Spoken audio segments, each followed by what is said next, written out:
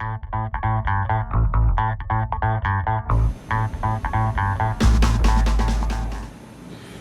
morning, and welcome back to a special edition of the Roundtable.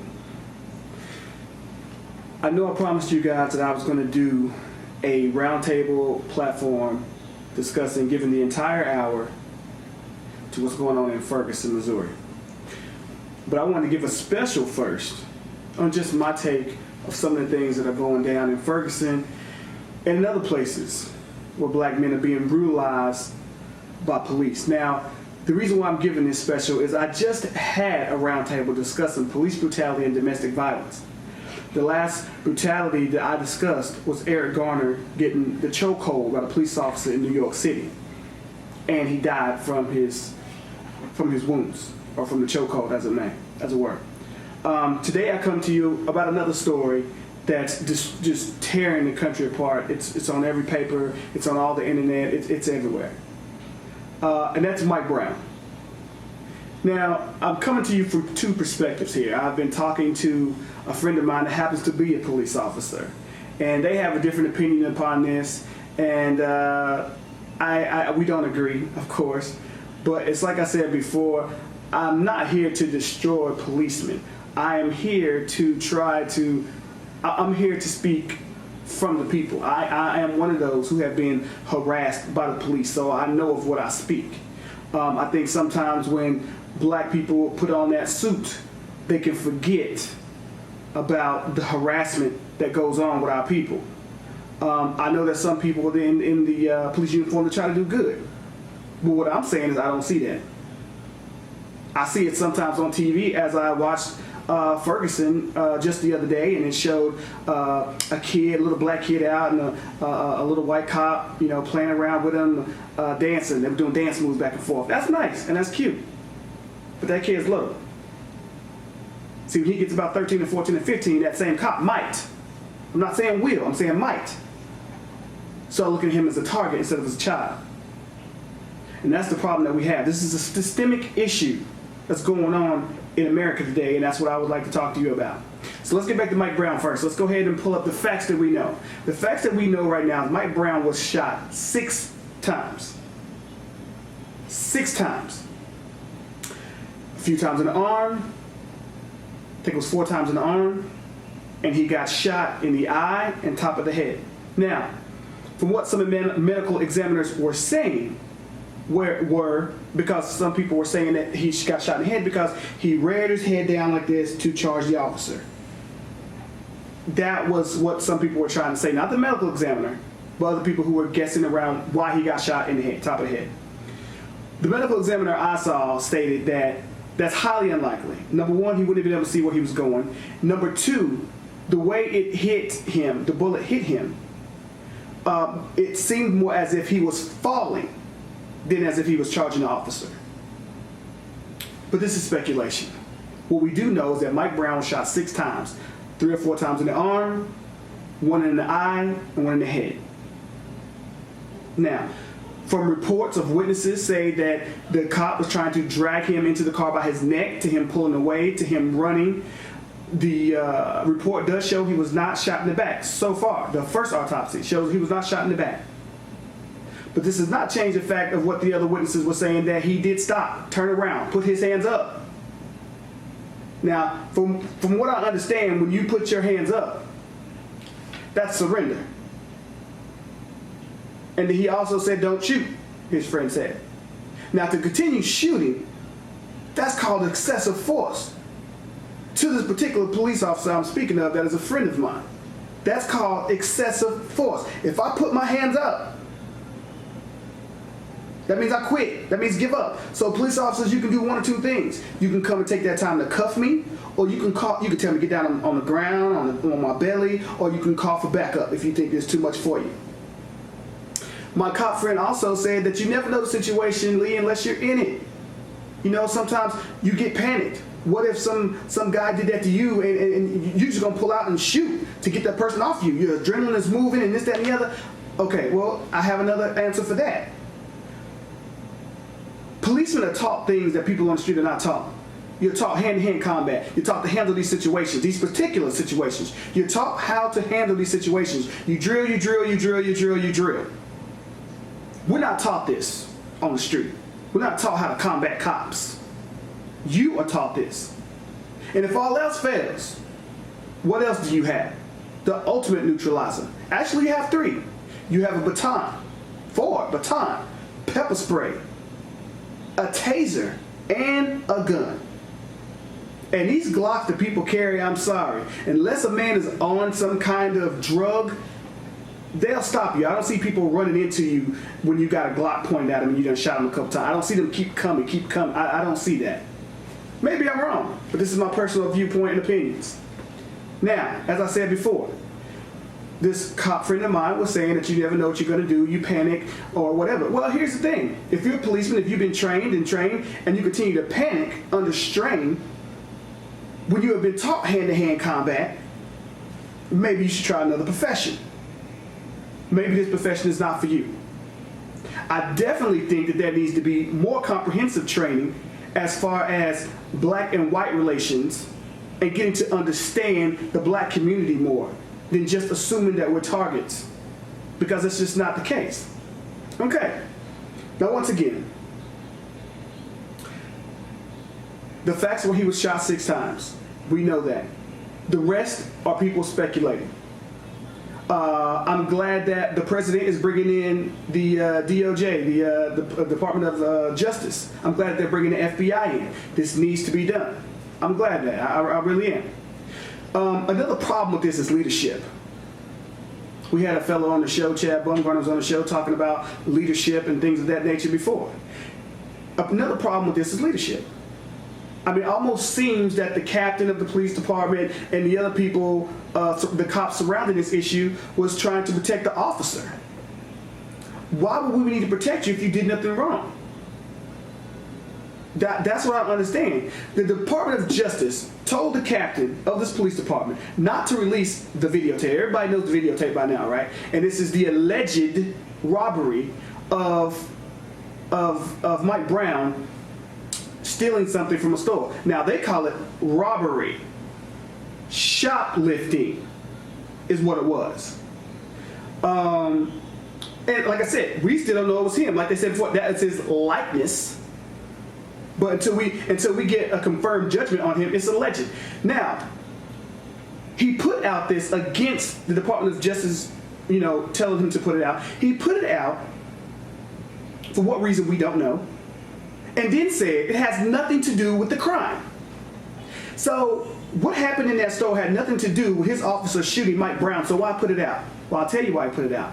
He put it out to prejudice the people watching television. Because if he can get the so-called majority right now, white people, and maybe even some black people who think in the same fashion, if he can prejudice them to say, I knew there was a reason that cop shot him. I knew it wasn't just for nothing. That black guy had to be doing something. I knew it. Even though the police officer that shot Mike Brown had no idea of what went on in this store and was not responding to that. So according to him, Mike Brown was just a black kid walking down the street that he stopped. So he had no idea. But why put out the videotape? Another question. Why put out the videotape? And then say it had nothing to do. You were trying to prejudice the people who have been watching TV, who have been tearing your police officer to shreds. And then, by doing so, you gave yourself another riot. That's not smart. It's not smart. You're lacking leadership in Ferguson. You're lacking leadership. That department needs to be dismantled. You're lacking leadership. If the head of the police department is showing that kind of venom, then the whole department needs to go. I'm sorry, those are my thoughts. The whole department needs to go. I'm sorry, that's just my thought on that. Ferguson is on fire. Now, don't get me wrong. There's a lot of peaceful demonstrators that are doing the right thing there. And then there's some people who are going to take advantage of that. They're going to do what they want to do and everything else. But here's one thing I have to say, even about the rioters. Yes, they might be taking this time to use Mike Brown's death, I say murder, as a chance to do some get back for themselves because they have been harassed, they have been this, they have been that. We just didn't catch it on tape. I understand. Even Martin Luther King said, he might not have agreed with rioters, but he understood that they were just voices that were unheard. We rioted before. This is nothing different. Look at the peaceful movements we had in the 60s. Cops still chase us down with dogs and water hoses. But then they tell me, my friend the cop tells me, hey, I think you're jumping too hard on the cops. You don't know the situation. You don't know this, that, and the other. I'm just saying, look at all the facts of this, that, and the other. What I would tell my cop friend, and to all cops, who I'm not, against all cops, if you're good, you're good. That's fine. Keep doing the good work. But what I would tell you to tell your brothers in blue who are not doing the right thing is, this gives you all a black eye. This makes you all look bad. It makes it look terrible. The sad part about this is not just Mike Brown, but this has been going on for decades. It's just now that we have the technology to capture it on tape. And then they ask, why tear down, your area and this, that, and the other? I don't know why they tear down their own areas. I mean, they're just angry and they go at it. I go to some place where it would hurt somebody else, Take it to the rich area. Take it to places over there and leave. Don't destroy your own areas. I agree. But sometimes you just get angry. And it explodes. Just like it happened with Rodney King. It had been going on for so long, and then it just erupted with Rodney King. That's what's going on right now in Ferguson. They're taking it, and then it just explodes. And this is the things that happen. We have to start doing more. Now people say, what are you doing? What are you doing? My friend said the same thing. What are you doing? Well, I'm here giving you advice. I can tell you, you want to know what you can do to make it better, people? Because marching sometimes will do the trick, and sometimes marching won't. We need to fix legislation. Remember Mothers Against Drunk Driving? When they got tired of their sons and daughters and uncles and sisters and brothers getting killed by drunk drivers, what did they do? They drafted a bill. Right? Is that not what they did? Then why don't black mothers and fathers of victims of these children get together and draft a bill? I don't care what you call it. Quit killing our young black men. How about that as a bill choice of a name? That would work for me. Stop killing our young black children. Because what people don't understand here is when it's black people, we can take all day and we can go over the facts here, we can look at that there. If that kid would have killed that cop, this case would have been wrapped up in 2 minutes. That kid would have been taken into custody, and it would have been all she wrote. This officer killed this kid, and he didn't even been taken into custody. They're worried about his safety. Ain't that something? See, that's how it works when you're when you're an authority figure. When you're an authority figure, you get more preferential treatment. But if that was you or I who had shot a cop, maybe even in self-defense. Maybe I had my gun on me legally, and I felt I was being harassed, and then threatened, and then grabbed. Now, if I was to shoot this cop, do you think they would try to protect me? Or do you think that other fellow cops will come and blast me away immediately, or take me downtown and book me for murder? Either way, I'd be in a jail cell. He is not. There's a problem with that. Put him in jail like you would do us, and then we talk about it later. You don't put us in a safe house and then say, okay, what happened? That does not happen to black people. That don't happen to us. Okay. Now, what we're going to do is we're going to get on with the chief. We talked about the chief and how he released the tape and said how it didn't have anything to do with the shooting. Now we're going to move on, guys, to a couple other guys that you did not hear about that also were shot within a couple of days of Mike Brown's shooting that I wanted to give you guys a little bit of heads up on. There were 2 other shootings. What's his name? Ezel Ford, walking down the street in Los Angeles. A 25-year-old man with a history of mental illness. All we know that he was stopped by a cop and wound up dead. That's all we know at this point in time. We know he was shot by 2 officers, and we also know that he was unarmed. That's what we know. There's been there's been a lot of protests that have jumped off in California since then, protesting for this young man, and there's they have taken over the streets this past weekend about this young man, and we also have another guy in Ohio, John Crawford, was in a Walmart. This is interesting. John Crawford was in a Walmart. Okay, he was in a Walmart. He had what I understand was an air rifle. Okay, which is what I understand really was not a real gun. Somebody called the cops saying that he was waving the gun around in the Walmart. Now, what we understand from his friend who was on television today was saying that he was talking to his girlfriend or wife, the mother of his children, when all this went down. Now, when the cops came, and supposedly the cops said, we told him to put the gun down, he didn't, and we shot him in his chest. His friend said on television he was on the phone with his wife or the mother of his child and was probably unaware of what was even going on. They have guns that they sell in Walmart. He was looking at a gun, whether he was going to buy it or not. It was an air rifle. And without giving his attention, obviously enough, I can imagine being on the phone, you not even thinking, I got a gun that's not real. Here's some cops. Oh, it must not be me. I'm looking around like, what are they talking about, baby? I don't know what they're talking about. And next thing you know, when you do realize it, his friend said that he said it's not real before he was shot. And I don't know about you guys, but that's the kind of thing that makes black people not trust police. I'm sorry.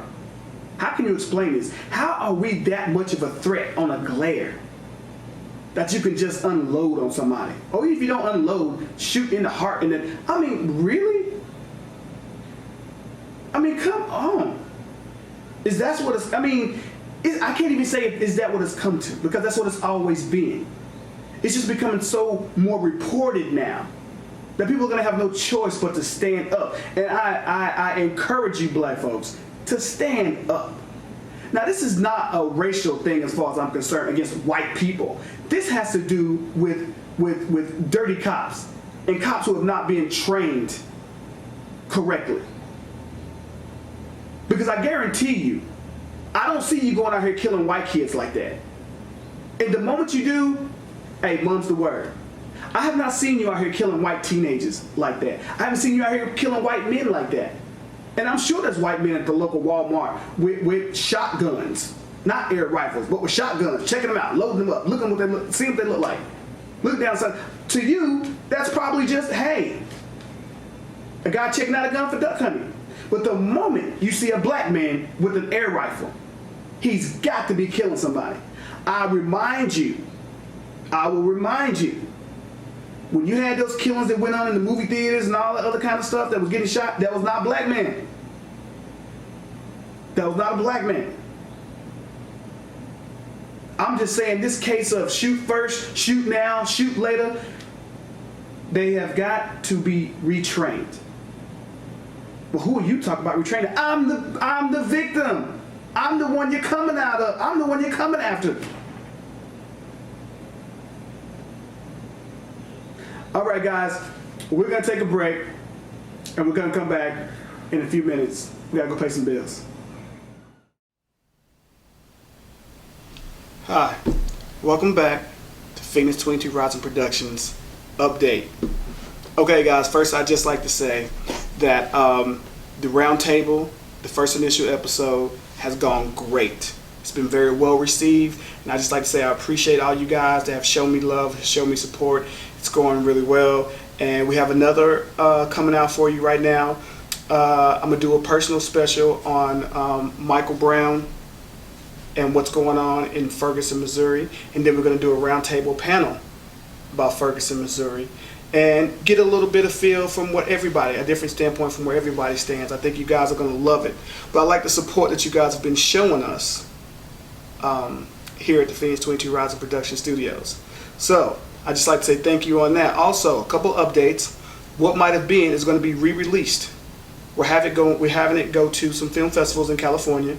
So we're going to have it re-released with new music from a friend of mine called Holly Loretta. Is I think the album cover. Holly Loretta is what the album is. It's a friend of mine named Holly Russ. She makes great albums. I suggest you guys go get it. You can find it on iTunes, and you can go to her website, Holly Loretta, and find it as well on Facebook. We will be releasing what might have been new tracks from her on there. I think you guys are going to love it. She has great music. I would also like to take this time to let you know that we are doing a reboot on P.S. No Words. Yes, we have finally got the money and the things we need to make this movie the one we've always wanted to make. I think there is a lack of, a black scary movie. I think there's a lack of that with the black scary movie genre. So I just would like to make this more of the movie I wanted to make the first time. I think you guys are really going to like this one, and I think it's going to really be something that you're going to enjoy. For all the people who are supporting us, I'd like to say thank you. We have really felt your contributions through your digital downloads. I also have had some people who have inboxed me and who told people and friends of mine that they would actually like to see the first webisode of the Round Table. They would like to actually buy it. So for those of you who would like to buy that, I will be putting it up probably within the end of this week. So I'll probably put it on my page, the Facebook page of Phoenix 22 Rising. That's www.phoenix22rising.weebly.com. I'll probably put it up for you guys probably near the end of the week. It'll be a $5 digital download, and you can have it for yourself. I really appreciate it that you liked it that much. We're going to try to keep that coming to you so you can have more good stuff. And for you who are not fans yet, or not necessarily dedicated necessarily to buying a $5 digital download yet, it's okay, because I'm pretty sure that we're going to have something that you like. We're working hard. We're making new products. We're making movies. We're making webisodes. I guarantee you we're going to come out with something that you guys are going to love. But for all the other people who have been showing us support, and it has been a lot, especially on the West Coast. West Coast, by the way, I will be back. Burbank, I'm coming home. At the East Coast, I'd like to thank all you guys for showing us love and showing us attention and just really being there for us. There's going to be a whole lot more to come from this company. We're growing every day. And I just like to say thanks. So appreciate it, guys. All right, and we're back. Thank you for joining us again. Okay, well, basically, to sum a lot of this up, I also want to go back to the National Guard is now moving into Ferguson under the orders of the governor. So we're going to see how this is going to work out. I would like to say this to also the police department in Ferguson. When you guys put tanks on the street and come out in day glow body armor and flashbang grenades and look, I understand you have to protect yourselves as police officers. I understand that. But if you treat a crowd like an animal, you're going to get animalistic behavior. You can't meet aggression with aggression. You are supposed to be peacekeepers. Not Army, not Navy, not Special Ops. Peacekeepers. Keep the peace. Do your job. Remember who pays your salary. That's all I'm saying. Keep the peace. That's all we're saying. Everything doesn't have to be met with deadly force. It doesn't. Get the tanks off the street, please. It's not necessary. We know you want to play with your toys and be a little bunch of Rambos, but come on now. Really? Tanks? Half of you probably ain't even, know how to use the tank. And now you got these, M16s and AK-47s or whatever you're carrying. Really? That's not necessary. It's not. It's really not. It's kind of sad, actually. So, about to leave y'all guys with my, I guess you could say, the last word. And I will get the last word. So, basically, I just like to say, look, to the people in Ferguson, family Mike Brown, I'm very sorry for your loss. I'm even sorrier that they're trying to destroy your son's credibility before we even get into whether we're going to charge this man for murdering your son or not. But that's how the game is played. It's already started being politics, unfortunately. Who can get the leverage? So I'd like to say I'm very sorry for your loss. You're not alone. You're not alone. Unfortunately, this has happened to a lot of black men, and it's continuing to happen to us.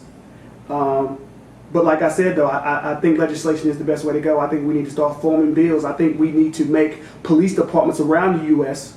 so scared, so frightened to touch a black man in an abusive way that they will think 2, 3, and 4 times before they do so. The penalty needs to be so severe that they think about it. They really have to think about it before they brutalize us or continue to brutalize us.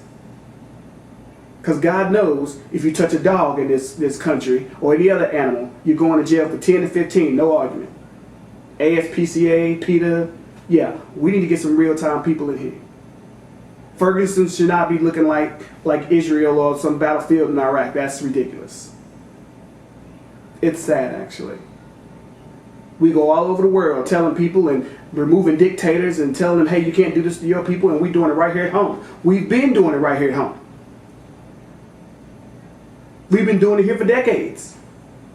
Black people have always been the victims. I've heard that, don't play the victims. Hey, once you start shooting at us, we'll stop playing the victims. But yes, no other countries came to America and said, hey guys, you might need to quit treating your blacks that way. It's not right. But we go all over the world telling people that we're national leaders. But this is what you see at home. This is what's always been here at home. A war zone. I'd like to leave you guys with this. This comes from, what's this? Oh, this comes from the Onion paper, so I'm quoting them verbatim. All right. So here are tips to being an unarmed black teen in America. All right. Tip 1. Shy away from dangerous and heavily policed areas. All right. Tip 2. Avoid swaggering or any other confident behavior that suggests that you are not completely subjected. Number 3.